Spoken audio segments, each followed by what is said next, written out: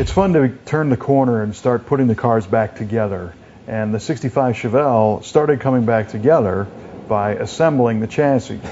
And you'll recall we painted the chassis after it had been sandblasted using an Eastwood Extreme Chassis Black, which has held up very well. I mean, we've had to move the car, the frame around into storage and back out of storage, and it's gotten dusty and wet and dirty and everything, and it always cleans right off, and it looks really good. So we're confident that that Eastwood paint is going to hold up very well underneath the car.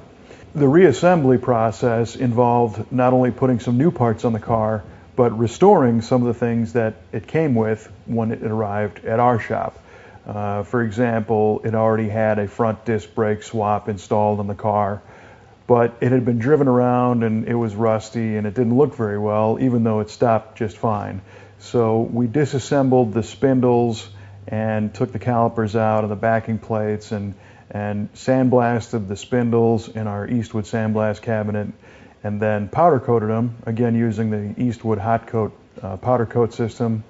Same with the backing plates, and we cleaned up and disassembled the calipers and powder coated those and reassembled them all, and then reassembled the whole spindle assembly with some Royal Purple synthetic grease, repacked the wheel bearings, put some new seals in it, bolted it all back together.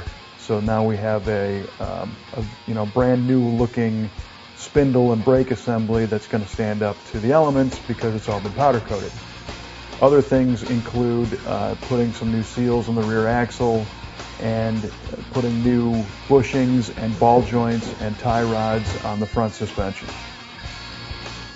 We wanted to make some improvements in the way this car drove, so we got a Hotchkis Total Vehicle System, which is a suspension upgrade that comes basically in a couple of boxes, and it consists of some Hotchkis high-performance lowering springs, some rear control arms that are made of tubular steel and have urethane bushings in them, and then it comes with some oversized sway bars, both front and rear, and also some Bilstein high-performance shock absorbers, and then of course all the hardware you're going to need to put this together.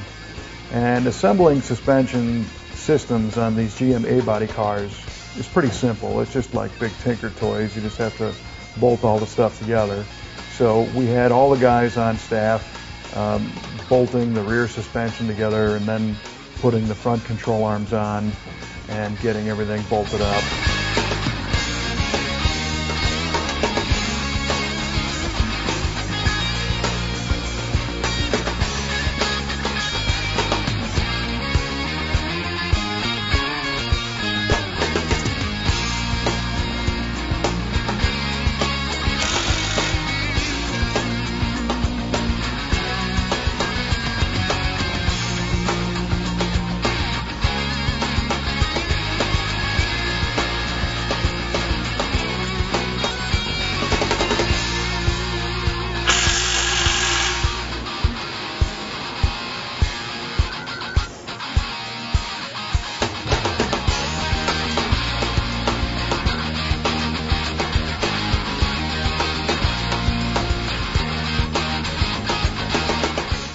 We had to use a spring compressor to compress the coil springs to safely install them in the front of the car because there's no weight on the car at this point with no body and no engine, so the spring compressor is the only way to go. If you're going to use one, make sure you're safe about it because if the coil spring lets go, it can be very dangerous. With 3 guys working on all the parts and with everything having previously been painted and powder coated and just ready to put together, it only took a couple hours to assemble the whole chassis. The springs are kind of a pain in the ass, but everything else seemed to go together pretty well. We then started to attack things like the brake lines and the fuel lines on the chassis, which we made all new stuff. Year 1 has a nice kit that comes with a coil of brake line and a bunch of different fittings, so you can bend and flare your own lines, and it's like a 25-foot coil of tubing, so you don't have to piece together parts store sections. While the crew was finishing assembling the chassis, I took some time to address the bottom side of the car's body.